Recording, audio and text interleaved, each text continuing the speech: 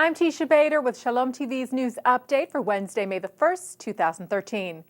The IDF has confirmed a report from a Lebanese newspaper that an Israeli citizen jumped the border fence into Lebanon from Israel this afternoon. The Lebanese Daily Star had reported earlier on the story saying that the 34-year-old man, named by some Israeli media as Simon Saadati of Tel Aviv, jumped over the fence between the countries south of the city of Naqoura, where the United Nations Interim Force in Lebanon, or UNIFIL, is located.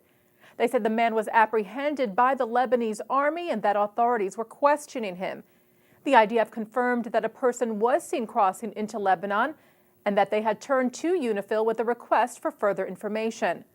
Ynet reports, citing Lebanese television channel Al Mayadeen, that Lebanese military and UNIFIL were in talks regarding the man's return to Israel, which some reports say could take a few hours, others saying a few days. The Times of Israel reported that Saadati is suspected of possibly having a history of mental illness. President Obama declared the month of May Jewish American Heritage Month, citing Jewish achievement and strong ties between the U.S. and Israel. The president said in his declaration yesterday that Americans can see Jewish accomplishments in, quote, every neighborhood, and we see them abroad in our unbreakable bond with Israel that Jewish Americans helped forge.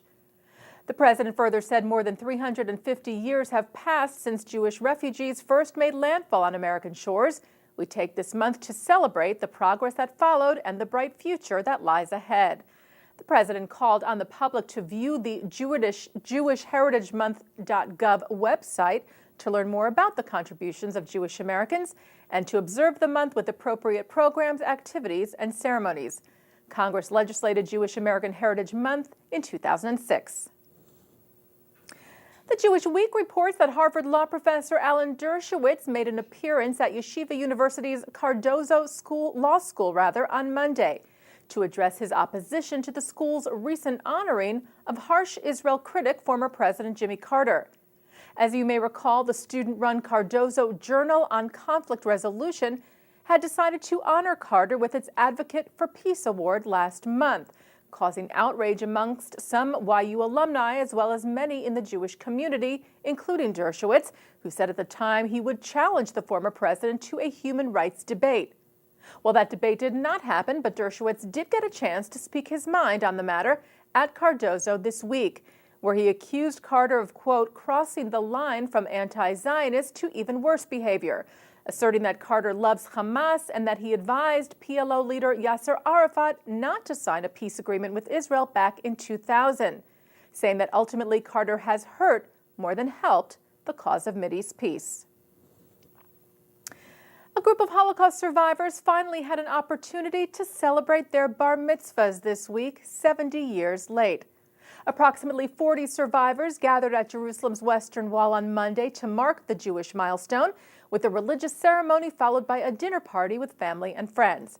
The event is part of a project initiated by the Western Wall Heritage Foundation in cooperation with the American Jewish Joint Distribution Committee in Israel and Israel's Welfare and Social Services Ministry. Rabbi Shmuel Rabinowitz of the Western Wall said the event points to a deep connection between an eternal people and its legacy.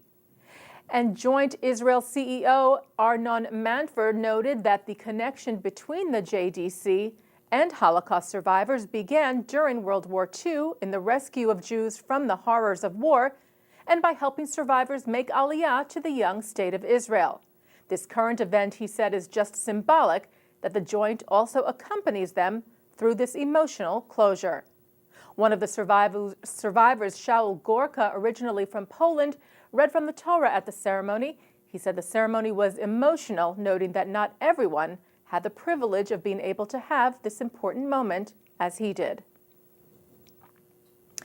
And finally, last night, Shalom TV President Mark Golub was honored at the annual dinner of the Russian-American Jewish Experience, known as RAGE, with the Torch of Freedom Award for his contribution to American Jewry through Shalom TV and his Russian-language channel serving Russian-speaking Jews throughout America, RTN, the Russian television network of America.